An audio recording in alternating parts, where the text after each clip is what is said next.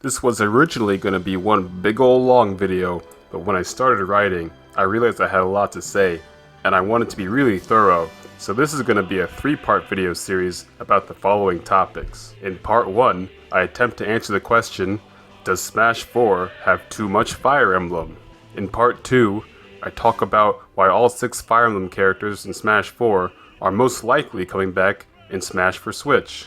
And in part 3, I talk about potential Fire Emblem newcomers for Smash Switch and their chances. This is a pretty divisive topic, and I don't really think I can change anyone's mind. However, I do think I can at least provide a new perspective.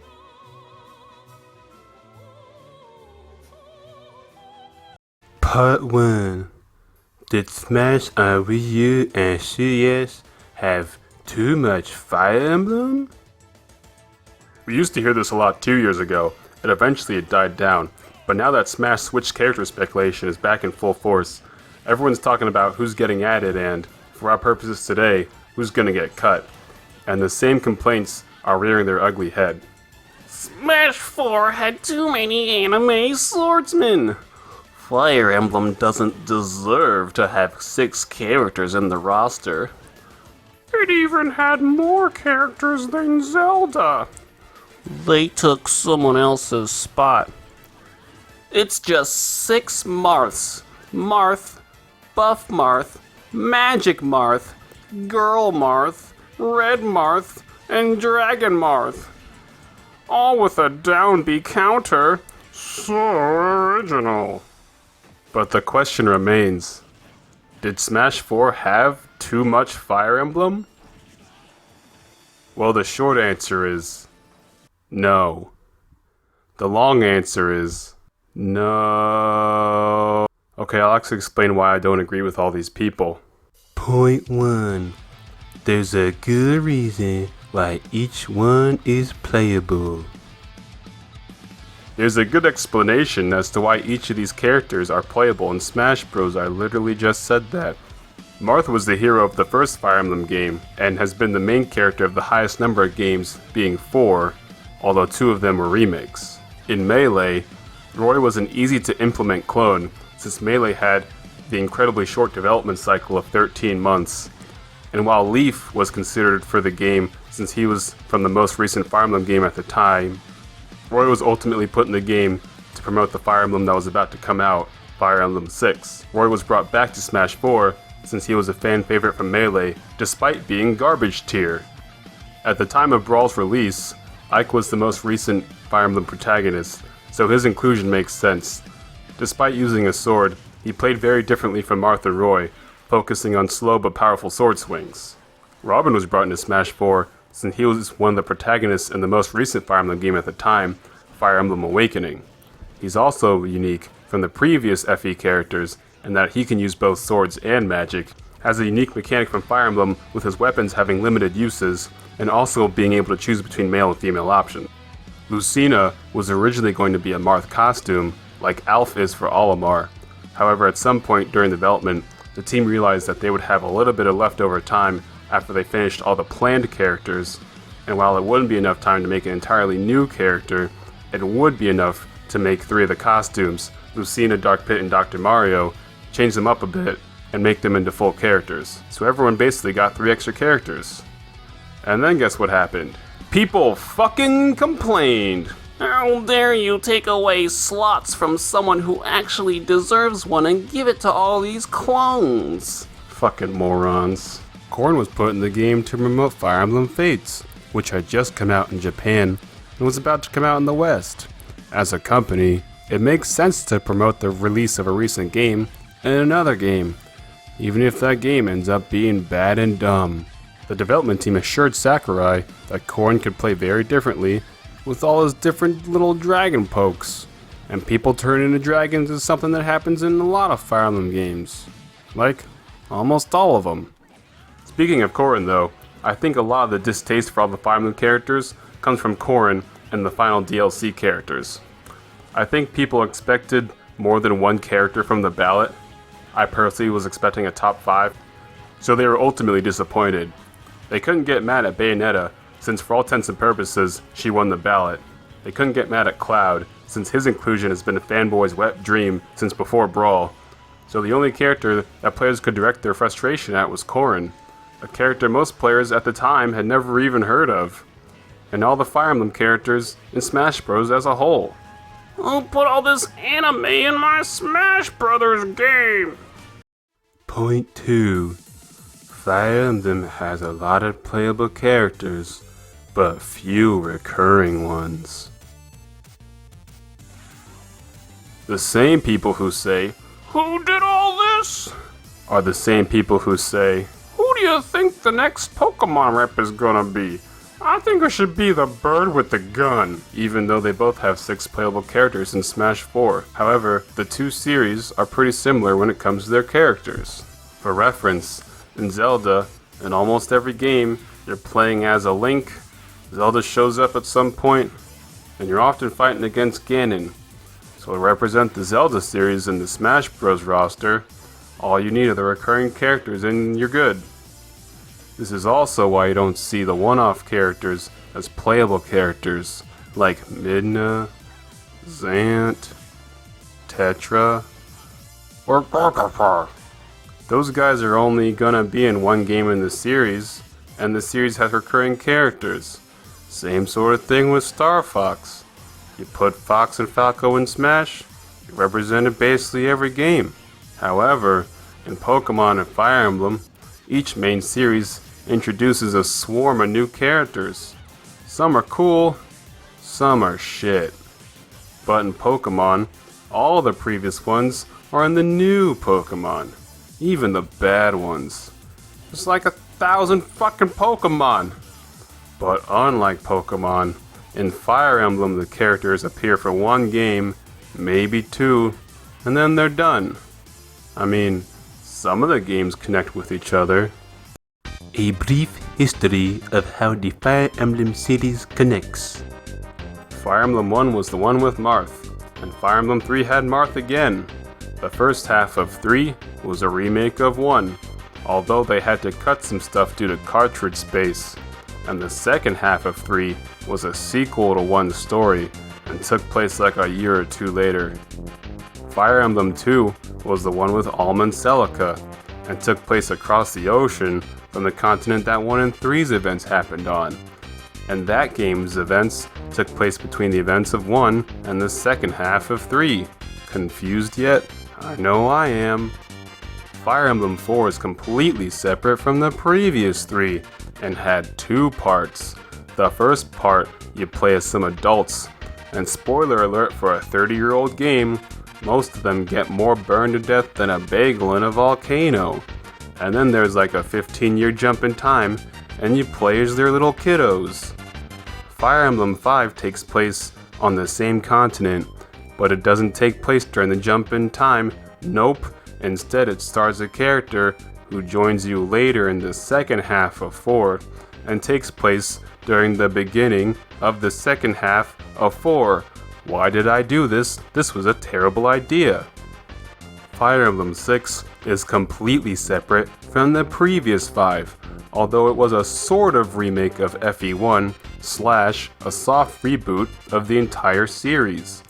And it's the game that stars Roy. FE7 is a prequel to FE6, taking place 20-ish years before the events of 6.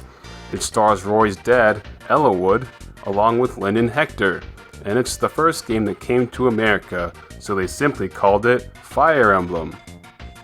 Fire Emblem 8's story is completely separate from all the other games, although it did borrow some game mechanics not seen since Fire Emblem 2. Fire Emblem 9 is completely separate from the previous 8 ones and stars Ike. Fire Emblem 10 also stars Ike and takes place 2 years after the events of 9.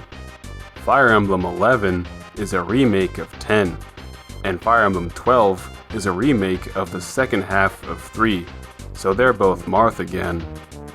Fire Emblem 13 takes place like 1,000 years after the events of 1 and 3, so by extension also 11 and 12, even though technology hasn't progressed at all, and it stars Chrom and Lucina, who are descendants of Marth, along with Robin. Fire Emblem 14 stars Corrin. It takes place, I think, in the mythology of the worlds of 1, 2, 3, 11, 12, and 13. Because some of the characters from 13 show up at one point and refer to 14's setting as the Legendary Kingdoms. Or maybe it takes place in another dimension, because some of the playable characters from 13 reappear in 14. It doesn't make much sense. Just like the rest of this game's shitty ass story, Fire Emblem 15 is a remake of 2. One more thing! And also there's spin-off games, like the mobile app Fire Emblem Heroes, that has characters from every Fire Emblem game, and has made $300 million in a year! And then there's the Dynasty Warriors one, that likes to pretend that there's only 3 Fire Emblem games, and it's the 3 worst ones. And then there's the spin-off on the Wii U that I blocked out from my memory.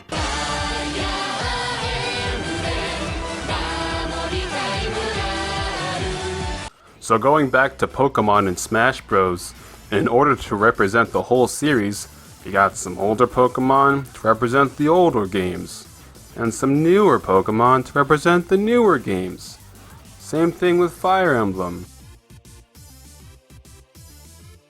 Except Fire Emblem does a better job of it because it doesn't have 4 of its 6 characters all from one game. Hop off Gen 1's dick internet, the games were broken as hell, and I know some people are going to say, but the Pokemon in Smash Bros are all different types. But the Fire Emblem characters in Smash are all just swordy dudes. There are already so many swordy dudes in Smash without the Fire Emblem characters. And I mean, yeah, you're right. Fire Emblem has a bunch of different types of weapons in it, yet only the main characters get chosen for Smash. And almost all of the main characters throughout the series use a sword. I don't know why, they just do. The sword's just a popular weapon, I guess. But even so, there's no denying that these 4 characters have an entirely unique movesets from each other. And if you think that these 3 play exactly the same, then... oh, I see what's happening here. You're really bad at Smash Bros. Point 3. There are no such thing as character swaps. Okay, this has been debunked so many times, but it's been popping back up, so here we go again. When it comes to Smash Brothers, there aren't quote-unquote character slots. The roster isn't just an egg carton you're trying to fill up. While yes, there is limited development time, they can really put in as many or as few characters as they want, especially with additional DLC. So at no point did a Fire Emblem character take the spot of another character from another series. They weren't like, Lucina or K-Rool, Lucina or K-Rool, oh, last spot's going to Lucina, fuck all y'all. And by extension, removing a character would not improve the game, nor would it, quote-unquote, open up room for a character from another series to join, which is a thing that people have been saying. They can just add more characters to the game. So for example, taking Lucina out of the game wouldn't allow for King K. Rool to join. Why does everyone even want him? I don't get the appeal. They could both just be in the game. More on this in part 2.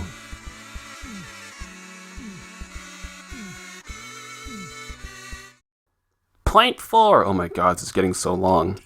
Too much of something means that less would be an improvement. I know this is kind of a silly point, but I think it needs to be said. Too much Fire Emblem means that less would make the game better. Think of it like this. If you have 100 pounds of shit on your yard, that's too much shit.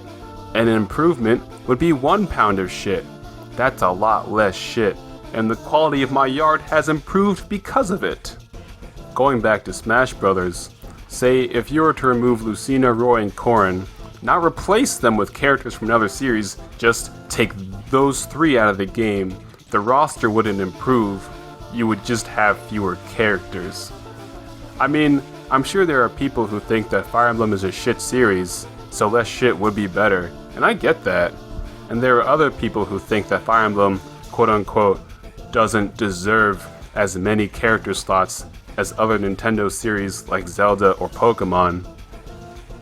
And since we're not the people making the game, I don't really think that's our place to say.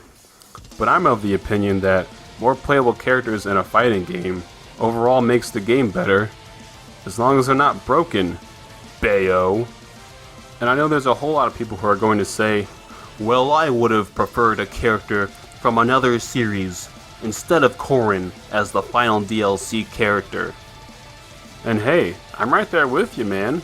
I love Fire Emblem, or at least I used to, but I still would have preferred someone else like Shovel Knight, Shantae, Paper Mario, Rayman, Lloyd from Tales of Symphonia, Isaac from Golden Sun, the Monster Hunter from Monster Hunter. But I don't think that Corrin's addition was unwarranted, nor do I think that Corrin's inclusion, or any Fire Emblem character, was a detriment to the game. This argument is pointless anyway because half of them are going to get cut and smashed for Switch. We'll address that in part 2.